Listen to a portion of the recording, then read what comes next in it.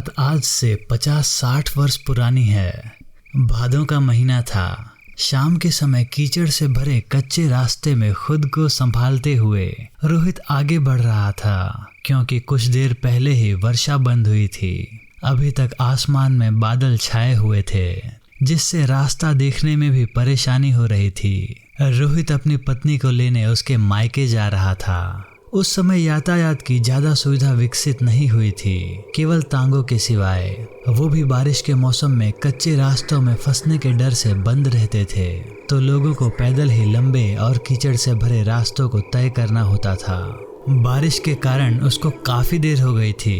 चारों तरफ जंगल और ऊपर से खराब मौसम के कारण रोहित अपने कदम जल्दी जल्दी आगे बढ़ाने लगा।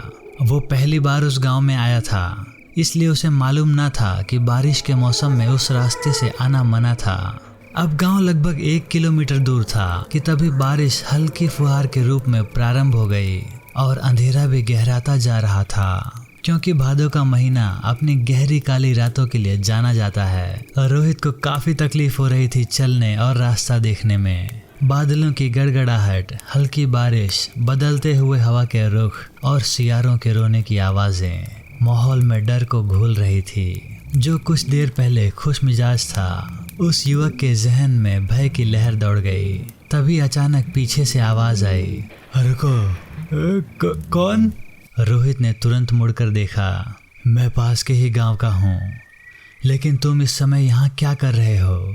मैं पास के ही गांव में जा रहा था, लेकिन बारिश की वजह से लेट हो गया हूँ। अरे भाई, मैं उसी गांव का हूँ और वहीं जा रहा हूँ। चलो, तुमको भी पहुंचा दूंगा। एक से भले दो। सही कहा भाई, चलो। रोहित ने राहत की सांस लेते हुए कहा।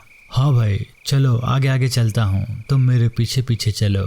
वो अनजान व्यक्ति फुर्ती से अपनी लाठी को टेकता हुआ आगे चलने लगा। रोहित को वो व्यक्ति अंधेरे की वजह से साफ दिखाई नहीं दे रहा था, और दूसरी वजह दोनों के दरमियान फासला अधिक था। लेकिन धुंधली सी आकृति से वो व्यक्ति काफी हट्टा कट्टा और लंबा मालूम पड़ रहा था। अब रात हो चुकी थी और कीड़े मकोड़े, सियारों के रोनों की आवाज से वातावरण और भयानक लग रहा था। लेकिन रोहित पर इसका कोई असर नहीं था, क्योंकि उसके साथ गांव का ही एक व्यक्ति था। कुछ देर चलने के पश्चात वो दोनों उस गांव के नजदीक पहुंच गए।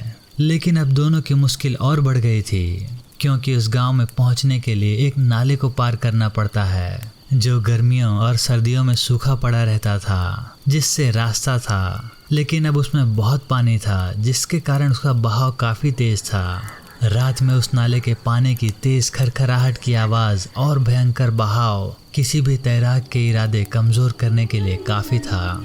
रोहित के जहन में खौफ ने फिर से दस्तक दे दी।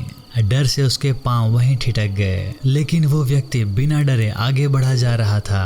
तभी उसने मुड़कर रोहित से कहा, अरे रुक क्यों गए तुम? आ जाओ मेरे साथ, मैं तैरना भी जानता हूँ, डरो मत, आ जाओ, मैं जा रहा हूँ ना आगे। रोहित अभी तक डर रहा था। तभी वो सहायता के लिए नाले के उस पार बने घर में कोई व्यक्ति हो जो उन दोनों की सहायता कर सके, इस आशा में उसने आवाज लगा दी। तभी वो व्यक्ति बोल पड़ा, क्या हुआ? मैं हूँ ना, फिर भी सहायता के लिए चिल्ला रहे हो? रात के समय सब सो रहे होंगे। देखो, मैं घुस गया पानी में, तुम भी आ जाओ, डरो मत, उस व्यक्ति ने गंभीर आवाज में कहा। अब वास्तव में वो पानी में बिना झिझक के उतर चुका था। उधर उसकी आवाज पास ही के घरों में सो रहे लोगों को सुनाई दी।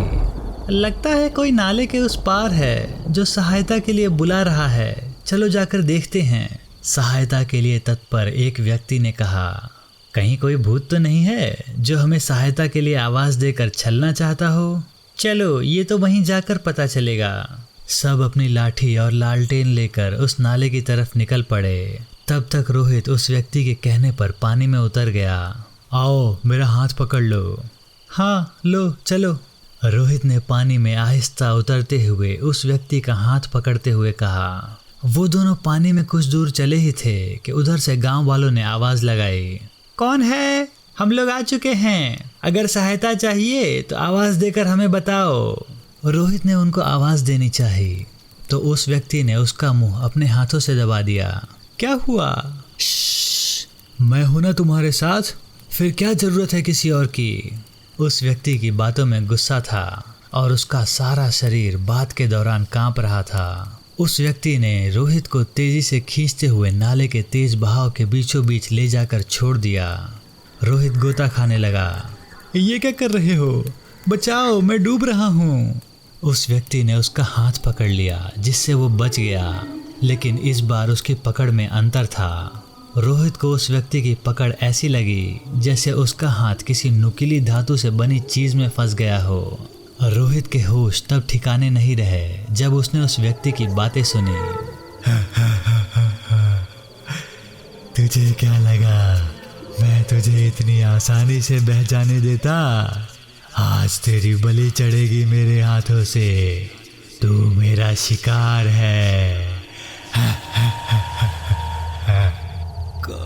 कौन हो तुम? क्या चाहते हो मुझसे? मैं तेरी मौत हूँ। तभी जोरदार आवाज के साथ बिजली चमकी। उसके प्रकाश में उस व्यक्ति का घृणित और विकृत चेहरा देखकर रोहित की एक खौफनाक चीख बुलंद हो गई और उसने झटके से उस दरिंदे, जो कि एक जला पिशाच था, उससे हाथ छुड़ाकर वापस किनारे की तरफ दौड़ा और बचाओ बचाओ की आवाज लगाने लगा। लेकिन तब तक गांव वाले किसी भूत की आवाज समझकर वापस चले गए थे। वो वापस किनारे पर पहुंचता तब तक उस जल पिशाच ने उसके पैर पकड़कर खींच लिया और उसे गहराई में ले गया। पानी में काफी देर तक उथल पुथल होती रही। कभी कभी रोहित की दर्द भरी चीख भी गूंज जाती। आखिरकार पानी में हलचल होना बंद हो गई। शायद रोहित अब जिंदगी और मौत की लड़ाई हार चुका था। ऐसा लाजमी था क्योंकि जल पिशाच कोई आम भूत की नस्ल नहीं होती है। उसकी सबसे ज्यादा ताकत पानी में होती है, जहां उसको मात देना नामुमकिन है। सुबह होते ही जब लोग नाले के पास से गुजरे तो उन्हें पानी में किसी व्यक्ति के पैर तैरते हुए दिखे। क्योंकि सुबह तक नाले का पानी भी कम हो गया था, सब दौड़कर गए और देखा कि रोहित की लाश थी जो रात को आवाज लगा रही थी। सबने देखा तो रोहित का सिर मिट्टी के अंदर धंसा हुआ था और बाकी का पूरा शरीर उल्टा पानी में तैर रहा था। उसका सर निकाला गया तो देखा गया कि उसका सारा चेहरा खून से लथपथ था और आंखों का कोई नामो निशान नहीं था। वो जल पिशाच ऐसे ही कई लोगों को अपना शिकार बना चुका था। लोगों का मानना है कि बुरी शक्तियां बरसात के मौसम में रात को और गर्मियों में दोपहर को सक्रिय रहती हैं। हो सके तो कहीं भी अकेले और ख़राब मौसम में अपरिचित क्षेत्र में न जाएं। दोस्तों, आपको ये कहानी कैसी लगी हमें कमेंट में बताइए। अगर आपको हमारी वीडियो पसंद आई हो तो हमारे चैनल को सब्सक्राइब कर लीजिए। धन्यवाद।